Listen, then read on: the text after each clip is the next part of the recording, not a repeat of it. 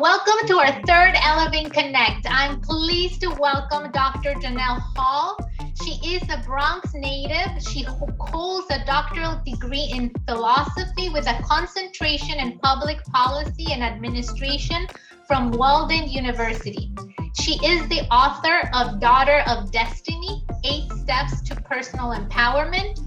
And in February of 2021, she released her second book entitled The Influential Leader. Dr. Hall's mission is to help individuals reach their destiny. As a proud mother of 4 beautiful children, she continues to be an influential role model to whom all she encounters. Though Dr. Hall enjoys traveling, shopping, and quality time with family and friends, she finds time to coach, mentor, and offer sustainable information to those in need. Dr. Hall is best known for her training and development, civic service, and leadership skills. She is enthusiastic about collaborating and networking with individuals. She is the CEO and principal consultant at Beyond Inspire LLC, a professional development consulting firm, as well as a podcast host for Worth Your Salt with Dr. Hall. Welcome, Dr. Hall.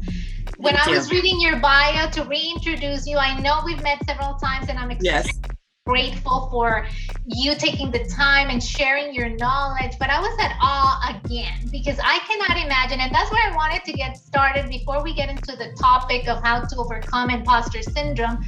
Tell us a little bit about yourself. How do you manage your personal life with 4 children, the academic background of a doctorate degree? You know, it requires a lot of discipline. Tell us a little bit about how do you manage your priorities? Give us some tips that we can take us to be successful like you've been. Sure. Thank you both for having me, Joanna and Claudia. I truly appreciate being here with your audience. Well, I tell you, work-life balance, it's a technique that you must learn and acquire, but I've done so, and so graciously I've done so. By doing that is building your support system, having that conversation with those that you love around you and telling them what's your goal and what's your end goal and where you see it will position yourself and your family in the long run. By building that understanding with those around you will definitely help build your support system, understanding, and they both see the end goal. Stephen Covey said, begin with the end in mind. And with that, if you start that conversation with your loved ones and those around you, your support system, it'll be like a pep rally almost, if you will. And that is something that definitely carried me all the way through. We used to post my graduation date around the house. So everywhere I looked, I saw that date. I knew that was my graduation date. So sometimes my kids would say, so when you graduating? And then I would reiterate that date. So we began with the end in mind and we set forth and we powered through. We sat and we had homework time. I did my homework. We all sat at the table and we did homework time. But then also I knew there was time that I had to close the books and give them their required time. So I balanced that and mindfully with my family and friends as well, because you have to have that mental break to keep going. So yes, work-life balance. Thank you. That's very inspirational. So thank you for providing us with that tip. So tell us a little bit about what inspired your book. Especially I'm speaking about the first one, Daughter of Destiny, 8 Steps to Personal Empowerment. Tell us more about that. Let me tell you, that book was birthed through my life experiences, my journey.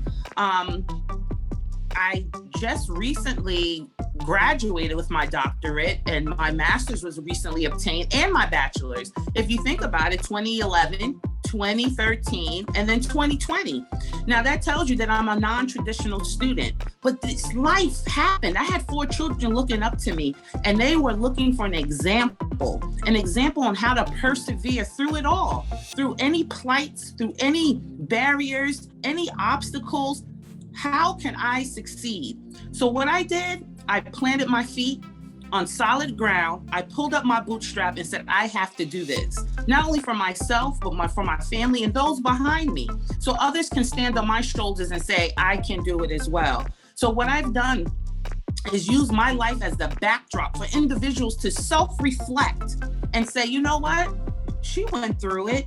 and I've got this going on. She went through worse things than I have, and I should still push through it, so I'm using my life so individuals can understand that they can get through anything if they just put their mind to it, mind over matter. If they can just simply talk themselves through it, build their support system, as I stated at the top of this program, they can get through it too. So I provide quotes and exercises. It's not just a book. I give you a synopsis of little things that took place in my life, but I also wanted an opportunity for you to do self-reflection. That's the important piece. So it's actually like a workbook for you to work through situations that you're going through with my life as a backdrop to support. Thank you. And I know it takes, again, discipline, creativity, finding the right publisher. So with all of that, you're showing your determination, your ability to be able to navigate spaces that probably you were not as familiar. So you're a true example for all of us. And again, I thank you for being that inspiration to us today. So now let's switch into the topic of today's discussion. And you've been a trainer for decades. So I also want to, in your coaching experience, has this come up before? And if so, right? But let's start with the very basic. What is imposter syndrome? Thank you. Great question. So imposter syndrome is a self-destructive form of anxiety. It's a persistent, internalized fear of being exposed as a fraud. So it's almost like you think that the competent police is coming to say that you're not real, you're a fraud, you can't do it. So what happens, that gets in the way of people speaking up for themselves, being an advocate for themselves, being an advocate for their cause, for their businesses and so forth. So it gets in the way of individuals standing up and saying that I am competent in my skill set, I am competent in my role, in my position. So it's a persistent, internalized fear of being exposed as a fraud. Well, thank you. And I'm just going to invite those of you who are with us live. We are recording for our podcast and our YouTube. So we're grateful that you're here with us today. Feel free, if you have any questions, you can type them on the chat and I will be reading them. But the next question, what triggers imposter syndrome? Great question. Thank you. So anticipated criticism, a sense of being an outsider. So basically, what triggers imposter syndrome, it shows up at meetings, presentations, public speaking, and it tends to be intimidating at that time. So let's take it from a gender perspective or cultural perspective. So women is known to be compliant, sugar and spice, everything nice type of situation, when boys are supposed to be, the good old boys, or boys or just boys, they're supposed to be fearless and so forth. So if a woman is in a meeting with the majority of men, then they feel like they don't belong. They have a sense of not belonging. So they tend that they shouldn't even speak up. They tend that they should be quiet, be compliant, and play their role, so to speak. So that's usually what triggers imposter syndrome. Again, I'll say those three things. It usually shows up at presentations, meetings, and public speaking events. That's where you feel that you have that sense of anticipated criticism because of the majority, and you feel that you don't belong. That's where that whole subconscious mind starts telling you all those negative thoughts. Or also scenarios where maybe you're the spotlight, right? You have the spotlight before everybody is listening or watching you and not having that confidence. So how do you coach someone with imposter syndrome? So I think that number one is creating this awareness so that we can identify that, hey, something is going on, right? Something is not 100% right here. What do I need to do? We go to a coach, and then how do you coach us to be able to overcome that syndrome? Great question. Active role play. Role playing, set up the scene. Set the scene up for the individual, for my mentee, and we will definitely role play through the process because it will show up. And then that person will be coached right hands-on, right then and there, in terms of you're doing it again. You're shutting down. You're not looking up. You're looking down, you're looking away, you're using filler words or something of that nature is triggering, and you can see those triggers and then help that individual recognize those triggers and those cues that they're giving themselves. So that will definitely be a number one technique used is role playing, active role playing in a group or a scenario with a whole, not just one-on-one, but a full room, and this individual presenting in front of those. Or it could be just setting up the stage in a round table at a conference meeting or a big presentation. Set the stage. Great. We have a question here in the chat. What are some ways to check yourself before those scenarios? Oh, that was a good part of my next. I have some tips and actions for you for that. Should I just dive right into those? Yes. So as you know, one of the main goals of having a fireside chat and an expert on a specific topic is that we want you to walk away with 3 to 5 things that you can implement immediately, starting today. As soon as we finish this is something that we can do. So please go ahead and share those with us. Excellent. So awareness is curative. So start the work and deal with it.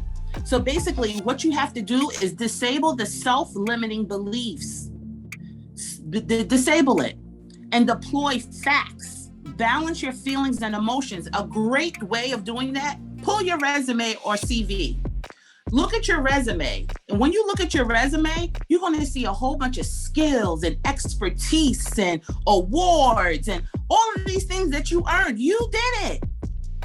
You did it. You're going to see your education. And one thing Nelson Mandela said, education is something that nobody can ever take away from you. So you earned it.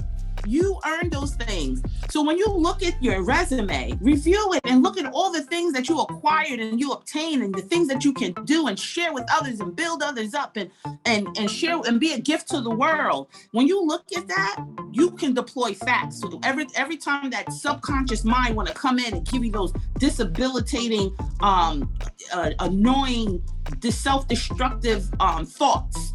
So that's one way. Another thing is called cognitive behavior therapy, also known as CBT as the acronym. So basically your thoughts lead to feelings, which leads to action. So by doing so, you disable the thoughts into positive affirmations. So instead of saying, I think I'm afraid, no, you say, I am strong and I'm highly competent in my field. So you have to flip it and start doing it in that manner. So those are my little tips. Those are quick little tips, and that should get you going to start disabilitating those self-destructive thoughts and anxiety feelings. Well, thank you so much. Undoubtedly, these were very helpful tips that we can all apply to. We've all had that moment. I know I've had those moments, and sometimes I have to go and check myself in the bathroom and tell myself everything that you said, right? I'm here, I can do it. What's the worst that could happen? This, and I can overcome that. And we just need to be able to breathe and regroup with ourselves and go for it, right? And you said, later on, we can turn back and realize that we have been able to accomplish a lot by being able to conquer those micro moments, right? Because we never know when they're going to occur. So, well, thank you so much, Dr. Hall. Yes, thank you for having me.